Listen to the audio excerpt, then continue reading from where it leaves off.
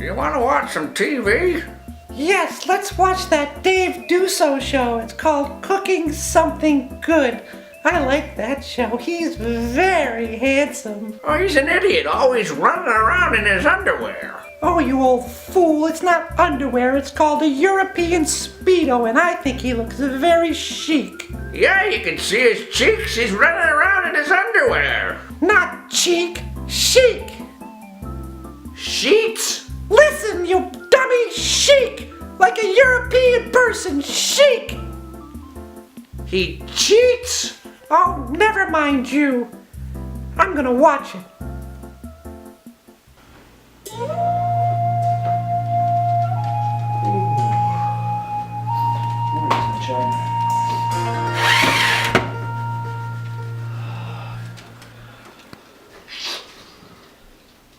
Hey! Michelangelo! Dave! Is today the day we're cooking? I think it is. I'll be right back. All right. Well, that's better. Michelangelo, Dave. my old friend, how are you? We're great. How you been? Hey, it's time for cooking something good. This week, one of my oldest and best friends, Michelangelo Westcott from the Gypsy Apple in Shelburne Falls, Massachusetts. One of my favorite restaurants. Michelangelo, what are you cooking this week? Well, Dave, I am cooking coq au vin.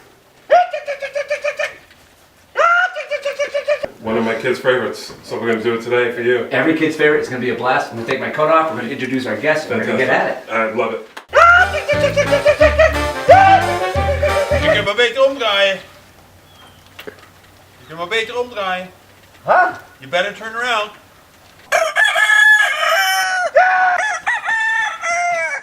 Hey, I'm Dave Dusso, and welcome to this week's episode of Cooking Something Good.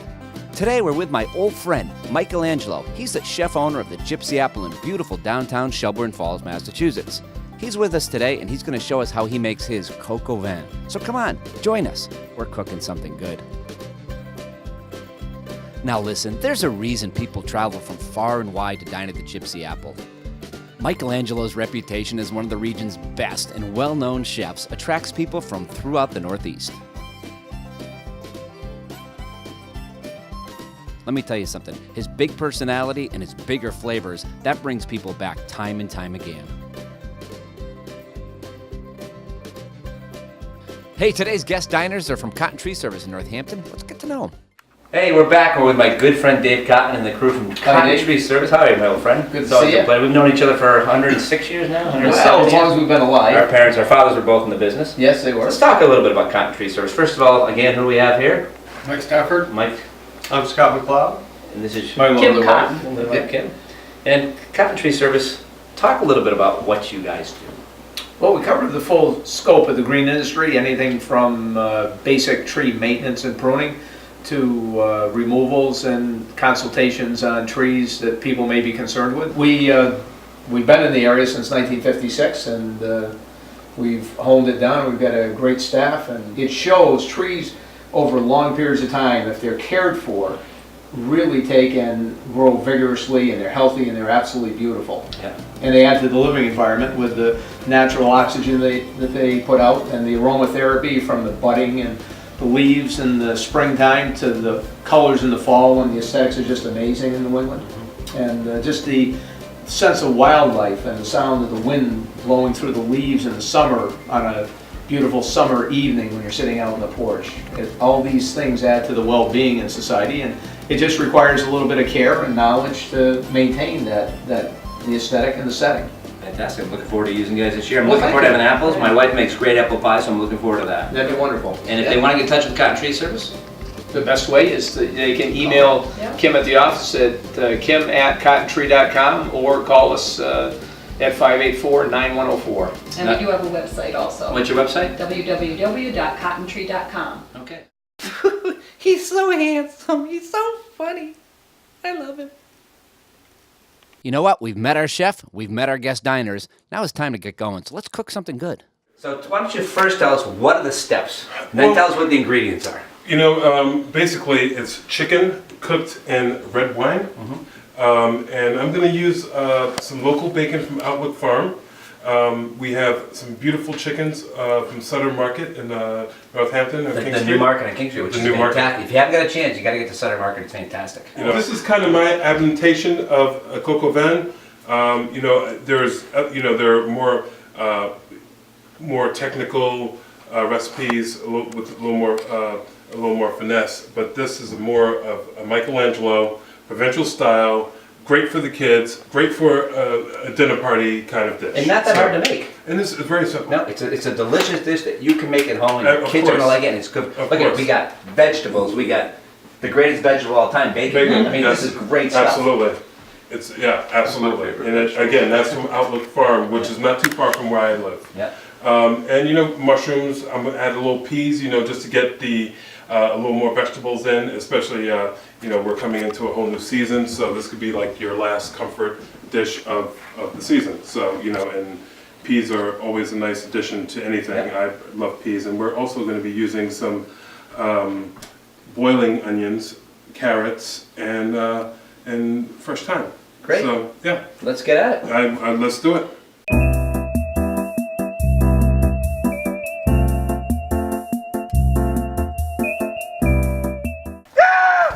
All right, so what I'm gonna first start doing, Dave, is I'm gonna render off this bacon. Yeah. And you know, I don't like to measure everything What do you want because this on? let's get it onto a nice medium heat. So we'll just render out this bacon a little bit. Who doesn't love bacon?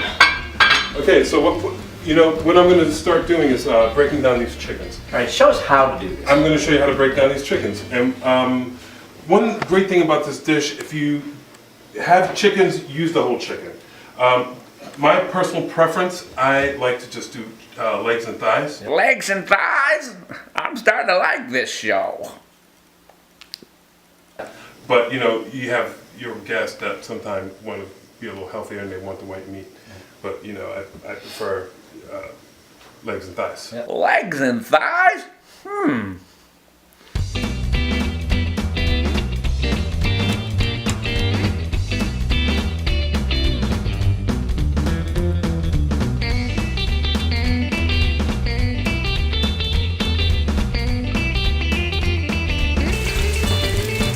All right. Is this the same way you guys cut down trees? Yeah. Identical.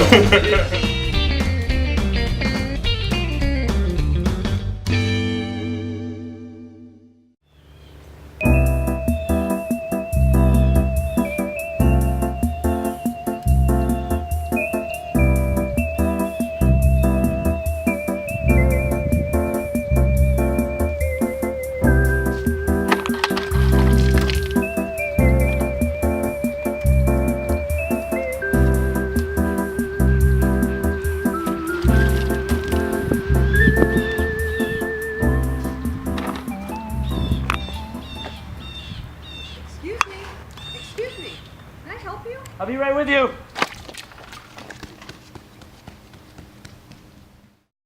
So what I'm going to do is something a little interesting. I call this the trifecta of fat. We got the pork fat. I'm going to add a dab of butter to this, and I'm going to also add some of Manny's lovely olive oil, because no one does olive oil like Manny's. We love it. I love him. I like Manny and I love his olive oil. I love his olive oil and I love Manny. Yeah, so you're a professional chef. You go in the right order. It's actually it really is a nice olive oil. It really is. When he first came to me, I was like, "Come on, Manny, really?" I tasted it. I bring it to professional chefs. Everybody loves it. It's gotta be good he lives here. It does. You know, so what I'm doing is with the bacon fat, the butter, and a splash of Manny's olive oil, I am going to sear this chicken in the same pan that I fried the bacon in. So we're going to get that going, and we're going to get this nice and brown. In the olive oil. Absolutely. Okay, so what we're going to do is we're going to bring some vegetables into the trifecta. So what we're going to do, I think, we're going to start off with some mushrooms. Yeah. Because they're going to soak up all that. Just some button mushrooms. Just some simple button mushrooms. Yeah. This is about a pound. You just cut off the stems. I just cut off the stems. Yeah. But you know what I'm going to do also, Dave? Is I'm going to add that crumbled bacon back Thank you. Bacon. What I did, Dave, was I took some boiler onions Yeah. and I poached them in hot water for about 2 minutes, and then I shocked them in cold water. So when you do that, it allows you to clean the onions pretty efficiently. So you have the shell or the skin on the onion. So once I blanched it and shocked it with cold water, all you need to do is squeeze the top, and that skin comes right off. And then after that, all you just want to do is lightly slice the bottom of those onions right off. So I'm just going to add those onions right into the pan. Then I'm just going to add just some simple carrots, just to get get those vegetables in there for. And everything here we bought today is organic. This is an entire organic meal. I love that. And I was old-fashioned for a long time, and I bought into the organic. I really have. Yeah, absolutely. I think it's healthier. It's not a bad thing not to buy into. Nope. And this dish is crying for someone more. Manny's olive oil. Manny's crying for me, man. I think Manny's loving you today. This is Sutter Meats in Northampton. It's an old-style butcher shop. Now, they've only been around a short period of time, but this place has fast gained a reputation as having some of the best meats in the area. They have some specialty foods, great meats, fresh chicken, great daily rotisserie chicken, but what I love the most is the sausage. To me, it's some of the best in the area. If you get a chance, you should check them out. They're on King Street in Northampton.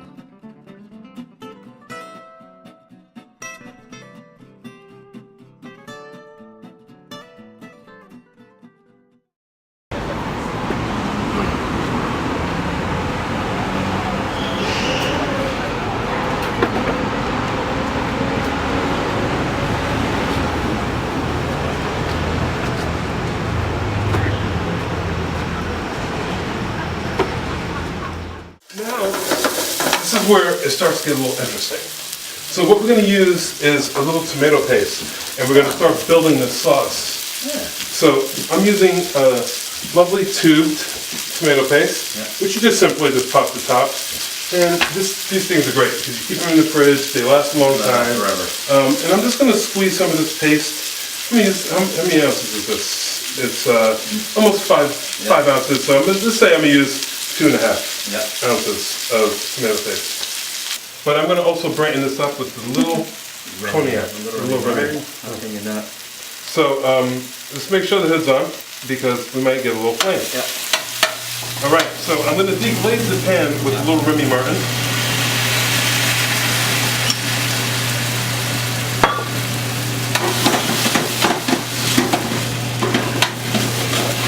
All right. And then once the alcohol burns out into the sauce, I'm going to add about a half bottle of red wine, and I'm using a Bordeaux. That's one of my favorite Bordeaux. One of mine also. 2010 was a very fine It's year. a very fine meal. Okay, so what we're doing now is cooking. Doesn't it smell great? Don't you just want to just It smells like jump in Paris. there? It smells like Paris, doesn't it? Absolutely. It really does. All right, so we got this reducing. And what we're going to use now is some chicken stock, which my good friend here, Dave, has made. Makes And and he keeps will all make the time. another lovely batch of chicken stock. So what we're going to do is just simply... Invest in a mason jar and Yeah, of make course. chicken stock and have it. It keeps for a long, long time. Exactly. I'll actually put mine in plastic for us and keep it in the freezer. You can do that too, yeah. It's And gonna it's keep forever. absolutely. So, Dave, so just as a reminder, Yeah. Let's have a rundown. I'll just have a rundown of what we just did. Yeah. I broke down those 2 chickens. Yeah. All right. I dredged them in flour. Before I put them in the pan, I was rendering off bacon. Yeah. All right. So then we took the bacon out. We extracted the bacon from the pan. We added the chicken to the saute pan. We fried the chicken to a lovely golden brown. Do we add a little olive oil in there? We added the trifecta of oils, Trifecta oils, plus yeah. 1. Yeah. So it was the chicken fat, which was added to the oils, Yeah. but it would start off with the bacon, the rendering of the bacon fat, Yeah. olive oil and butter. Yeah. We sauteed the chicken. with skin on, so we rendered out that fat. Yeah. And then we added garlic and thyme. And then once the chicken was browned, we placed it into our coussettes. And then we added mushrooms. We added carrots. We added onions. We added the bacon back to those vegetables. We added Remy Martin, good friend of mine. And we also added some Bordeaux chicken stock and thyme, salt, pepper, and tomato paste. Thank you, Dave. Yeah. Thank you. So we're gonna just bring this to a boil, Yep. and then we're just gonna add this liquid on top of the chicken and put it into an oven at 410 to 420 degrees for about, I don't know, about an hour. And once that's done, we're going to be good to go. We're going to throw some plates out. We're going to have our mashed potatoes, and we're going to have We fun. have a nice meal. Hopefully. Glass of wine, nice meal. Good friends, good people. Absolutely.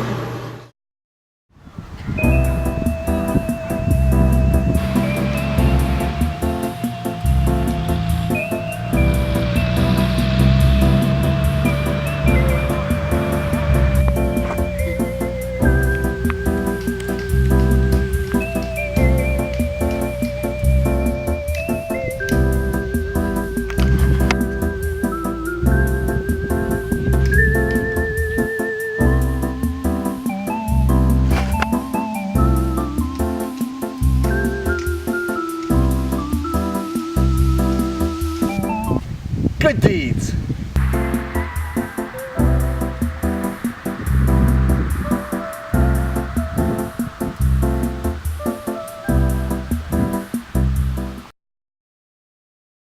Your backyard? And it's in the backyard. And we got the coyotes chasing it and the dogs barking and we're...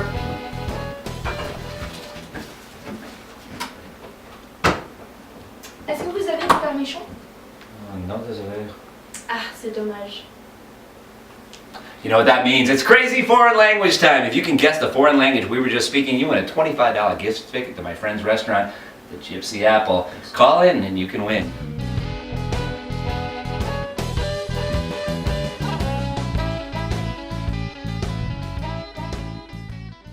So the coq au vin is almost done. So what I'm going to do is add probably about a half a cup of peas. You can use fresh or frozen, and depending on the season or the availability of peas. So what I'm going to do is just simply add it to my cousette and let that go. In the meanwhile, I'm going to put this back in the oven, and I am going to make mashed potatoes or potato puree. So I'm going to place these potatoes back into a pan. And I'm going to dry them out under high heat.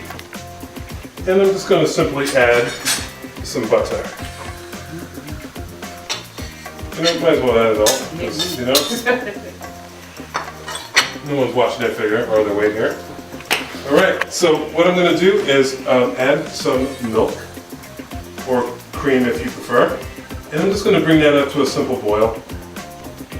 And simply add a bit of salt.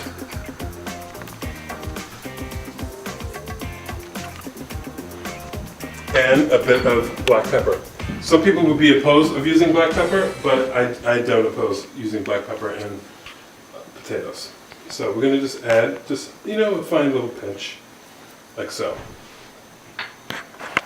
All right, and we're going to bring that up to a boil, and we're going to melt the butter, which is happening very, very quickly right now. Okay, and I'm just going to simply start mashing the potatoes with the whisk.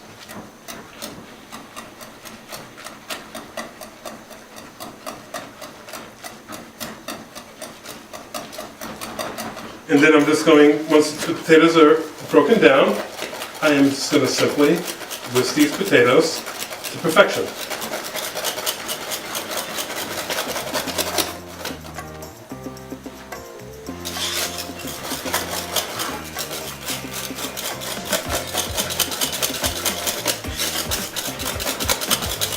And taste them for salt. Use just another pinch.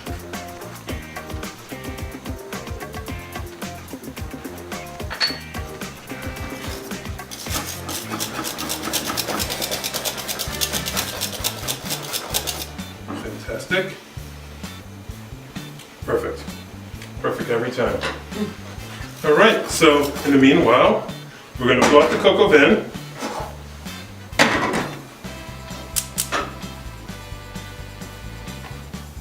Coq au vin should be done. It's been an hour in the oven. You just added the peas. And voila.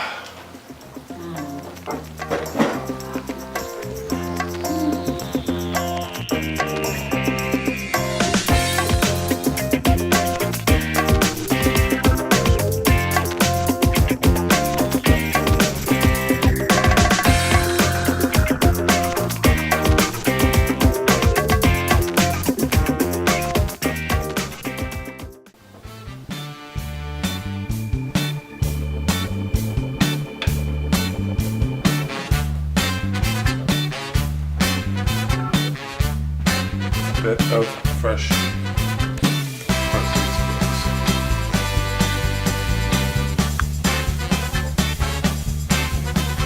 Everyone from Cotton Tree Service, our new friends. Thank you, Mr. Duso. And as they say in the funny papers, let's eat. Thanks for being with us. We had a great time cooking for and with you this week. Special thanks to our guest chef, Michelangelo from the Gypsy Apple in Shelburne Falls, Massachusetts, and our good friends at Cotton Tree Service. And as always, thank you to our sponsor, Manny's Olive Oil. Manny's Olive Oil, available in supermarkets throughout Western Massachusetts. Hey, join us again next week on Cooking Something Good. We're going to be at Randall Farms in Ludlow, Massachusetts, where Chef Mike's going to teach you and me how to make some great lunches for your kids' lunch boxes. All next week here on Cooking Something Good. He's cooking something good.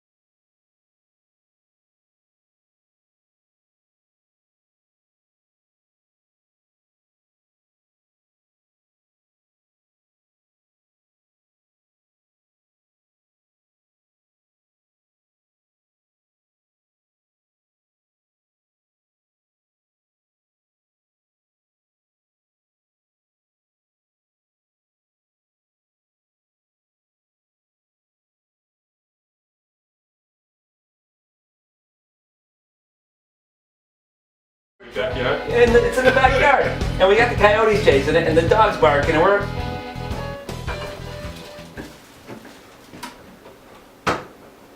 Est-ce que vous avez du cornichon? No, désolé. Ah, c'est dommage. You know what that means? It's crazy foreign language time. If you can guess the foreign language we were just speaking, you win a $25 gift ticket to my friend's restaurant, the Gypsy Apple. Call in and you can win.